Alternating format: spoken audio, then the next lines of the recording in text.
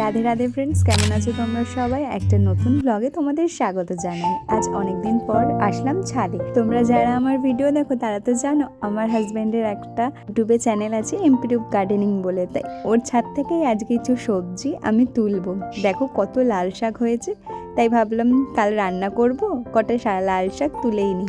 এর আগেও একবার লাল শাক তুলে নিয়ে গেছিলাম, কিন্তু সেই ভিডিও তোমাদের সাথে শেয়ার করা হয়নি। ভাবলাম তোমাদের সাথে এইবারে ভিডিও শেয়ার করি। এক ঝুড়ি পুরো ভরে গেছে শাকে। বিনা কেমিক্যাল, বিনা সারে সবজি খেতে কার না ভালো লাগে, আর যদি সেটা হয় নিজেদের একদম গাছের জিনিস। এই দেখো কত বেগুন হয়েছে।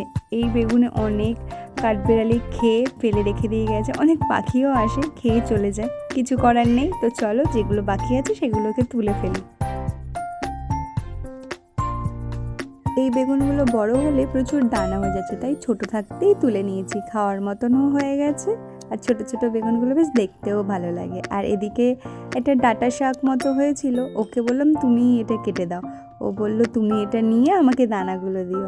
আর এদিকে দেখো কি ছোট্ট ছোট্ট টমেটো হয়েছে, এখন ওইগুলো বড় হয়নি তাই ছিললাম না, থাক। তো কেমন লাগলো তোমাদের ভিডিওটা অবশ্যই জানিও। ভালো লাগলে চ্যানেলটাকে সাবস্ক্রাইব করে দিও। দেখা হবে আরেকটা নতুন ব্লগে। আজকের মতো টাটা।